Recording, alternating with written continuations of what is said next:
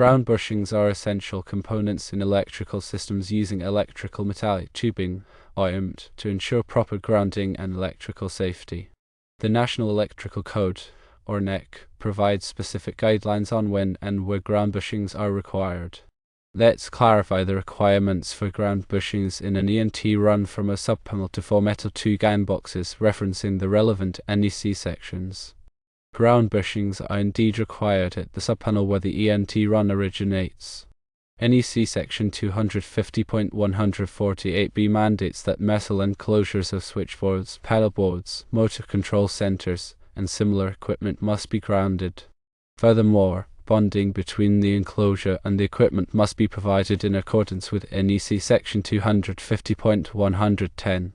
The ground bushing ensures a secure and reliable connection between the EMT conduit and the subpanel enclosure, providing a low impedance path for fault currents to return to the source. This is especially critical at the subpanel because it serves as the starting point for the EMT run and must be properly grounded to maintain the integrity of the grounding system. The logic is sound regarding the subpanel's painted surface.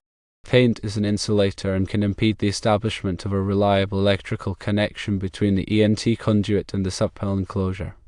A ground bushing with its sharp teeth of serrations penetrates the paint, establishing a direct metal-to-metal contact. This ensures a continuous and effective grounding path, which is crucial for safety. On the other hand, ground bushings are typically not required at each of the 2-gang boxes in this scenario.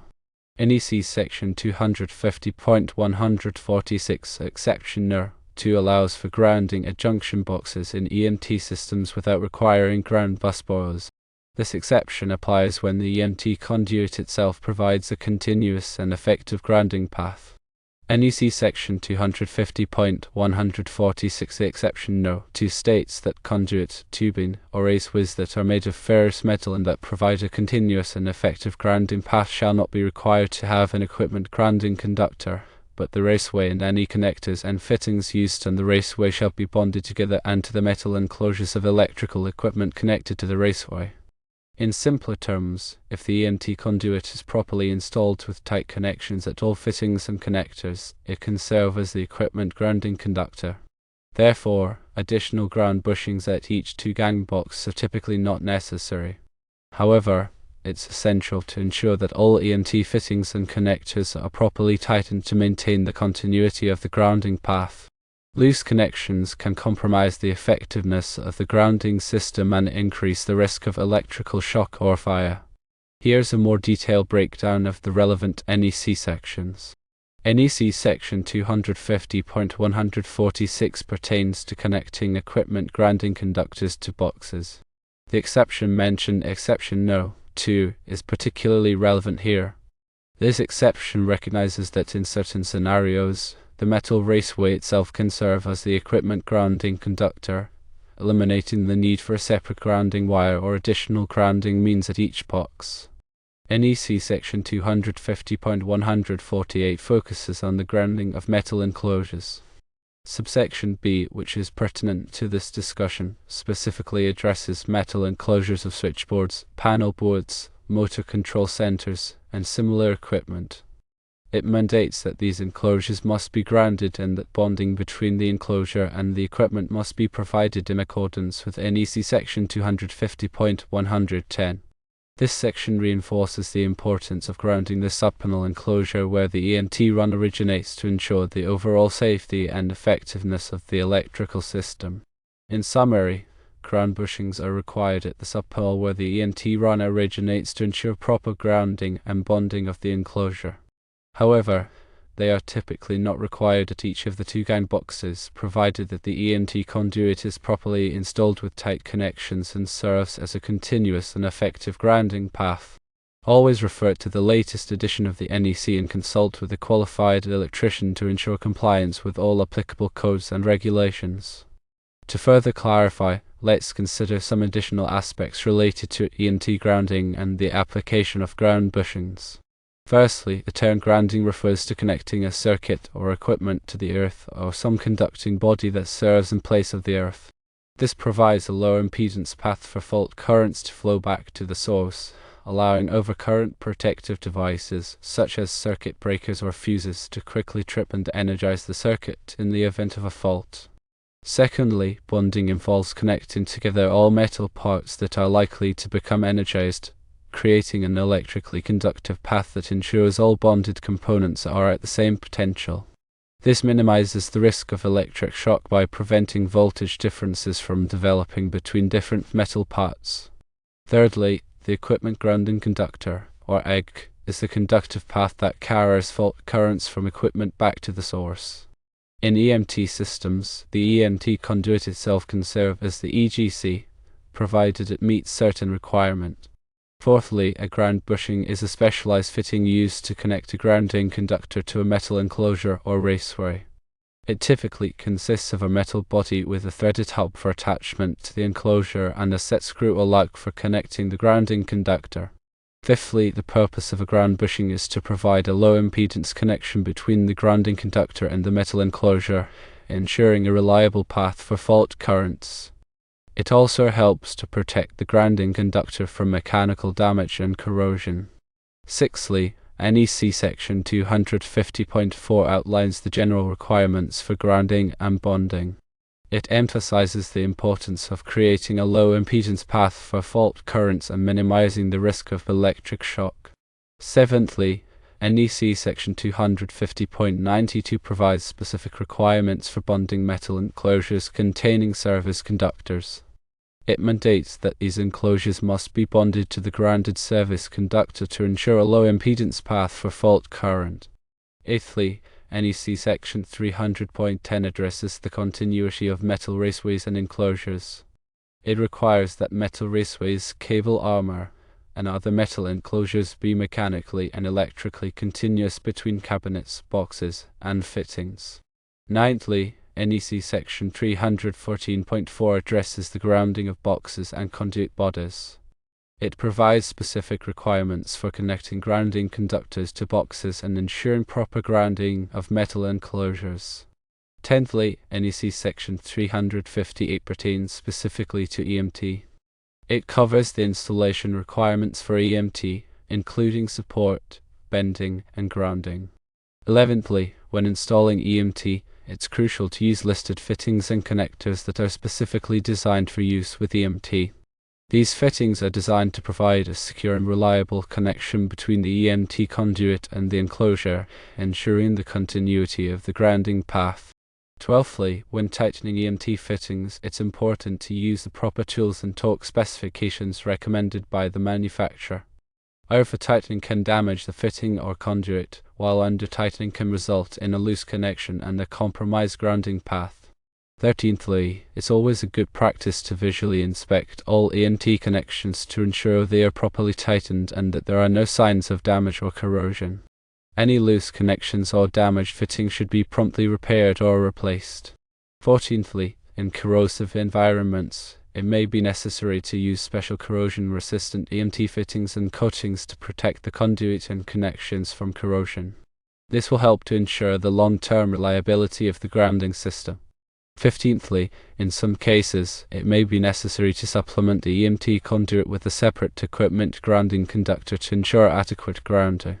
This may be required in situations where the EMT run is particularly long or where there are concerns about the continuity of the grounding path. 16thly, when using a separate equipment grounding conductor, it should be sized in accordance with NEC Table 250.122 based on the rating of the overcurrent protective device protecting the circuit. 17thly, the equipment grounding conductor should be installed inside the EMT conduit and connected to the grounding terminals in the boxes and enclosures.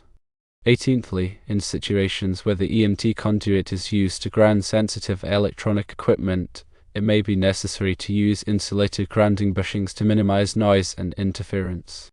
19thly, insulated grounding bushings provide a dielectric barrier between the grounding conductor and the metal enclosure, preventing the flow of stray currents that can cause noise and interference. 20thly, when installing insulated grounding bushings, it's important to follow the manufacturer's instructions carefully to ensure proper installation and performance. 21stly, it's also important to periodically inspect the EMT grounding system to ensure that all connections are tight and that there are no signs of corrosion or damage. Any problems should be promptly addressed to maintain the integrity of the grounding system. 22ndly, in addition to the NEC requirements, there may be local codes or regulations that further specify the requirements for EMT grounding. It's important to check with the local authorities to ensure compliance with all applicable codes and regulations. 23rdly, when in doubt, it's always best to consult with a qualified electrician to ensure that the EMT grounding system is properly designed and installed. 24thly, a qualified electrician has the knowledge and experience to assess the specific requirements of the installation and recommend the appropriate grounding methods and materials. 25thly, proper grounding is essential for electrical safety and helps to protect people and property from the hazards of electrical shock and fire. Therefore, it's important to take the time to understand the NEC requirements for EMT grounding and to ensure that the grounding system is properly installed and maintained.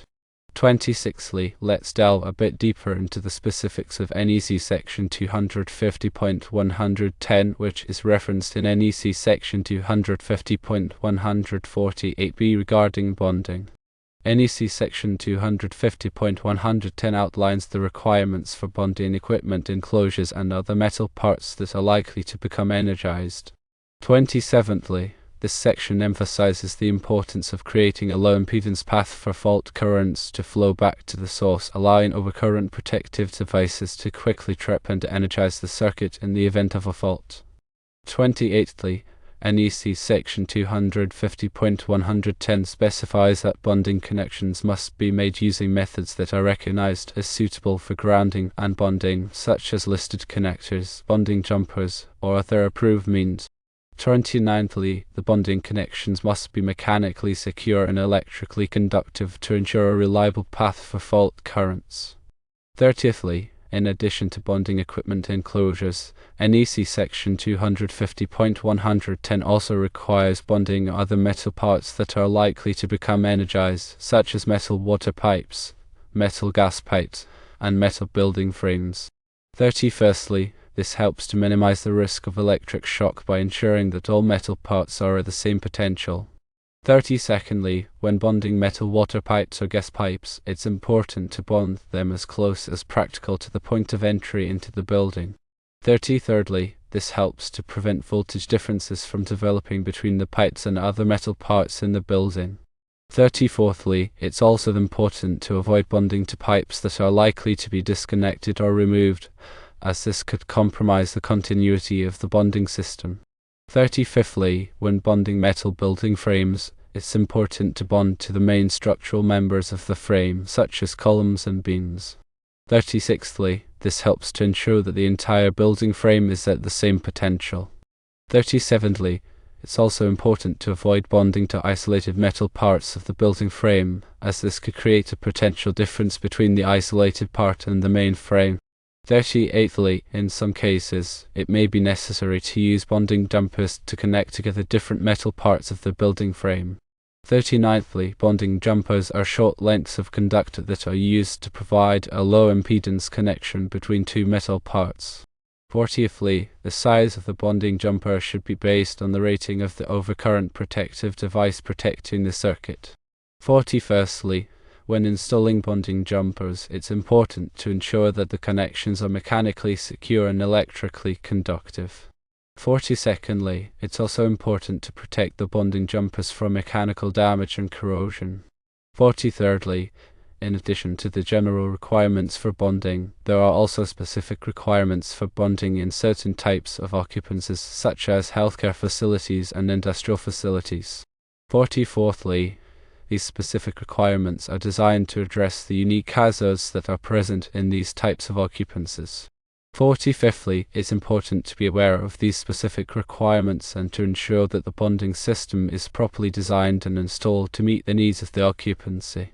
46thly, in summary, NEC section 250.110 provides comprehensive requirements for bonding equipment enclosures and other metal parts that are likely to become energized. 47thly, These requirements are designed to ensure a low impedance path for fault currents and to minimize the risk of electric shock.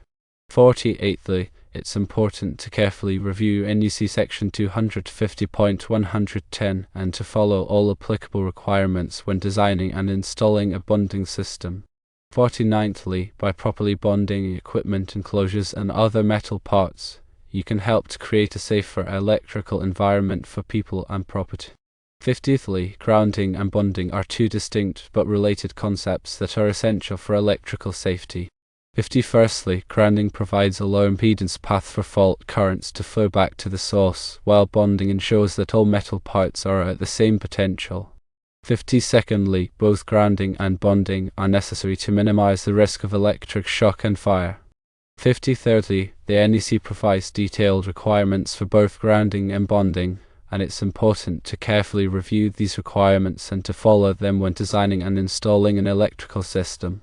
54thly, by properly grounding and bonding electrical equipment and systems, you can help to create a safer electrical environment for everyone.